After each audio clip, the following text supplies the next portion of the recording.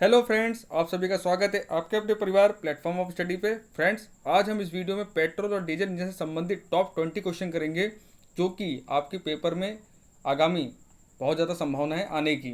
तो paper teachers conduct करवाने वाला है, तो पेपर का लेवल बहुत अच्छा खासा रहने वाला है। जिन बच्चों को लग रहा है ना पेपर इतना हार्ड नहीं आएगा, जब पेपर देने जाएंगे तो उनको खुद पता लग जाएगा लेवल क्या आया था पेपर का।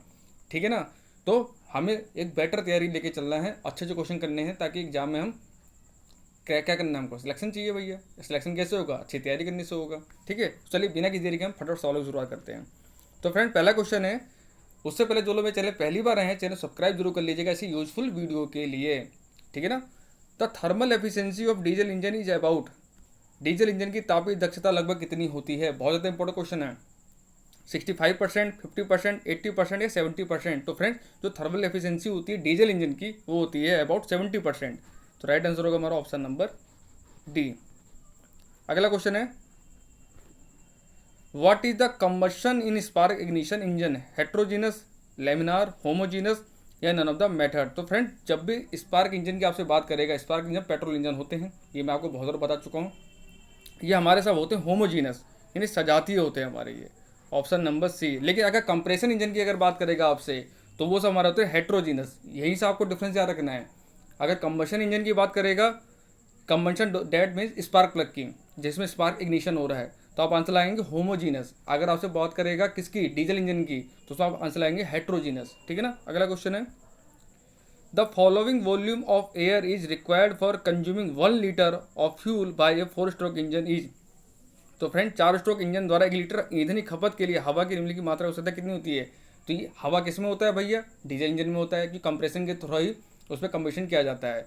तो 1 लीटर अगर आपको ईंधन जलाना है, यानी कितना कंज्यूमिंग आपको 1 लीटर ऑफ फ्यूल, तो उसके लिए आपको 9 से 10 मीटर क्यूब यानी घन सेंटीमीटर आपको मीटर क्यूब, ठीक है ना, आपको ईंधन चाहिए होगा, एयर चाहिए होगी। ठीक है ना। अगला क्वेश्चन है, the major loss in SI engine is due to variation in specific heat and chemical equilibrium. बिल्कुल सही बात है। पंपिंग, ये भी होता है। ये एग्जॉस्ट ब्लो डाउन, ये भी होता है। डी, इनकम्प्लीट कंबशन, ये भी होता है, लेकिन सब नहीं होता है भाई। तो क्या है सर? इसका जो मेन होता है वो होता है हमारा variation in specific heat and chemical equilibrium, यानी विशिष्ट ऊष्मा रासायनिक संतुलन में भिन्नता के कारण मेजर लॉस हमारे ऐसा इंजन में होते हैं। ऐसा इंजन क्या होते हैं मैंने आपको बता रखा है। ठीक है ना। Option number A. अगला क्वेश्चन है, which of the following is the most preferred SI engine fuel? निम्नलिखित में कौन सा सबसे पसंदीदा एसआई इंजन ईंधन है? नेफ्थलीन, ऑल्फिन्स, एरोमेटिक्स या पैराफिन? तो फ्रेंड, जब भी आपसे एसआई इंजन की बात करेगा तो इसमें एरोमेटिक्स होते हैं हमारा। राइट आंसर होगा हमारा ऑप्शन नंबर सी। लेकिन अगर सीआई इंजन की बात करेगा आपसे, तो आज का आंसर आपका बदल जाएगा पैराफिन्स में, तो आप आंसर लगाएंगे पैराफिन्स। अगला क्वेश्चन है, which of the following is the anti knock for compression ignition engine? निम्नलिखित में से कौन कंप्रेशन इग्निशन इंजन के लिए एंटी नॉक होता है? तो फ्रेंड्स, ये क्वेश्चन बहुत बार आपको बताया है, बहुत इंपॉर्टेंट है। इसका राइट आंसर होगा टेट्रा एथिलेट, जो कि ऑप्शन नंबर डी में है। Option number D. अगला क्वेश्चन है, which of the following does not relate to spark ignition engine? Spark plug, carburettor, fuel injector या इग्निशन कॉइल? तो फ्रेंड, स्पार्क प्लग होता है, कार्बोरेटर भी होता है, इग्निशन कॉइल भी होता है, लेकिन फ्यूल इंजेक्टर नहीं होता है। तो राइट आंसर होगा हमारा ऑप्शन नंबर सी। अगला क्वेश्चन है, which is the most effective air cleaner in case of diesel engine? Diesel engine के मामले में सबसे प्रभावी वायु क्लीनर कौन सा होता है? तो सबको पता है एक एयर क्लीनर की जरूरत हमको पड़ती है। तो वर्ल टाइप होता है, ऑयल बाथ टाइप होता है, वेट टाइप होता है, ड्राई टाइप होता है। तो फ्रेंड्स, जब भी डीजल इंजन की बात करेगा तो सबसे बेटर एयर क्लीनर होता है हमारा ऑयल बाथ टाइप, तेल स्नान प्रकार। Option number B. अगला क्वेश्चन है, an SI engine sometimes continues to run for a very small period even after the ignition is switch off. This phenomena is called throttling, idling, dieseling या none of the method? तो friends, ये मैंने आपको theory में बताया भी था कि इग्निशन ऑफ होने के बाद ही समटाइम्स डीजल इंजन हमारा स्टार्ट रहता है। तो क्या होता है? वो डीजल इंजन की वजह से होता है, डीजलिंग की वजह से होता है हमारा। Option number C. अगला क्वेश्चन है, which are the most important requirements of an automobile carburettor? ensuring full torque at low speed, good fuel economy, absence of racing of the engine under idling condition, या all of the mentioned? तो all of the mentioned होगा। हमको हर चीज़ ज़रूरत है भैया, ये भी चाहिए, गुड फ्यूल इकोनॉमी भी हमको चाहिए, absence of racing of the engine under idling condition, all of the mentioned। Option number D. अगला क्वेश्चन है, gasoline engine are dash than diesel engine, lighter, unpredictable, heavier, none of the these? तो friend, जो gasoline engine होते हैं ये heavier होते हैं, in diesel engine के मुकाबले में। तो राइट आंसर होगा हमारा ऑप्शन नंबर सी। अगला क्वेश्चन है, formation of ice on the dash plate is eliminated in electronic fuel injection, यानी इलेक्ट्रॉनिक ईंधन इंजेक्शन में डैश प्लेट में बर्फ का निर्माण समाप्त हो जाता है। Engine, throttle, nozzle, none of the method. तो इसका राइट आंसर होगा हमारा थ्रॉटल, ऑप्शन नंबर बी। अगला क्वेश्चन है, the timing of injection has to be advance as the speed, injection का समय गति के अनुसार आगे बढ़ना चाहिए। क्या इंक्रीज होगा, स्टेबल होगा, डिक्रीज होगा, क्या होगा? तो फ्रेंड जैसे अगर स्पीड बढ़ेगी तो स्पीड ही क्या होती है, डायरेक्टली प्रोपोर्शनल टू होती है किसके, इंजेक्शन के। तो राइट आंसर होगा हमारा इंक्रीज, ऑप्शन नंबर ए। अगला क्वेश्चन है, the ignition timing is affected by engine speed, mixture strength, compression ratio या ऑल ऑफ द मेंशन। तो फ्रेंड्स इग्निशन टाइमिंग किससे प्रभावित होगा हमारा, इंजन की गति से भी होगा, मिश्रण की ताकत से भी होगा, संपीड़न अनुपात से भी होगा। तो आंसर हो जाएगा हमारा ऑप्शन नंबर डी।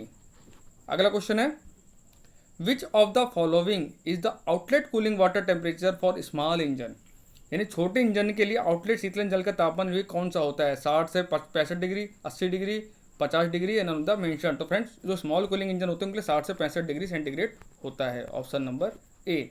अगला क्वेश्चन है, blow by losses are reduce as the engine speed is reduce, unpredictable, increase, and on the mention. Engine की गति डैश होने से नुकसान कम हो जाता है।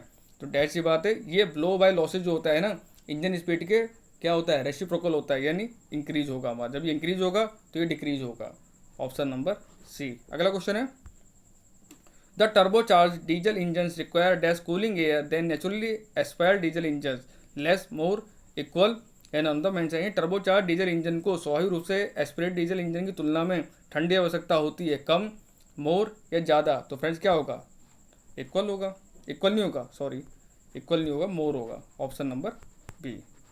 अगला क्वेश्चन है, dash of fuel energy is wasted as heat energy to surrounding air, ईंधन ऊर्जा का डैश भाग आसपास की हवा में उष्मा ऊर्जा के रूप में बर्बाद हो जाता है। बहुत इंपॉर्टेंट क्वेश्चन है, क्योंकि हमारी एनर्जी जो इंजन की होती है ना, वो फुल कैपेसिटी हमको कभी नहीं मिलती है, क्योंकि कहीं ना कहीं हमारे लॉसेस भी होते हैं उसमें। जैसे ट्रांसफार्मर पर लॉसेस होते हैं, आपने ट्रांसफार्मर लॉसेस पढ़ेंगे, कॉपर लॉसेस, हिस्टेरिस लॉसेस, ऐसे सभी लॉसेस होते हैं। तो अराउंड 9% जो लॉस होता है हमारा, वो किस में हो जाता है, सराउंडिंग जो एयर होती है उसकी वजह से इसके हमारे लॉसेस हो जाते हैं, ठीक है ना। अगला क्वेश्चन है, higher the oil viscosity dash is the friction loss, lower, greater, unpredictable, and on the mention. तो फ्रेंड्स जो तेल की चिपचिपाहट जितनी अधिक होगी, घर्षण की हानि क्या होगी, ग्रेटर होगी, ऑप्शन नंबर बी। अगला क्वेश्चन है, air fuel ratio for idling speed A petrol engine approximately, यानी पेट्रोल इंजन की निष्क्रिय गति के लिए वायु ईंधन का अनुपात कितना होता है। तो वायु यानी एयर और फ्यूल का जो हमारा मिक्सचर होता है किसमें, पेट्रोल इंजन में, वो 10:1 होता है। राइट आंसर होगा हमारा ऑप्शन नंबर सी। तो friend thanks for watching, I hope आप लोगों को ये वीडियो अच्छा लगा होगा। वीडियो को अच्छे समझ लीजिएगा, इसके नोट जरूर बना लीजिएगा, ये 20 क्वेश्चन बहुत ज़्यादा इंपॉर्टेंट है, और ऐसे ही मैं आपको और धीरे धीरे सारे क्वेश्चन कवर अप कराते रहूँगा। इसे ऑलरेडी पहले 2-3 वीडियो में डाल चुका हूँ, ठीक है ना फ्रेंड्स। मिलते हैं आपसे कल नेक्स्ट वीडियो में।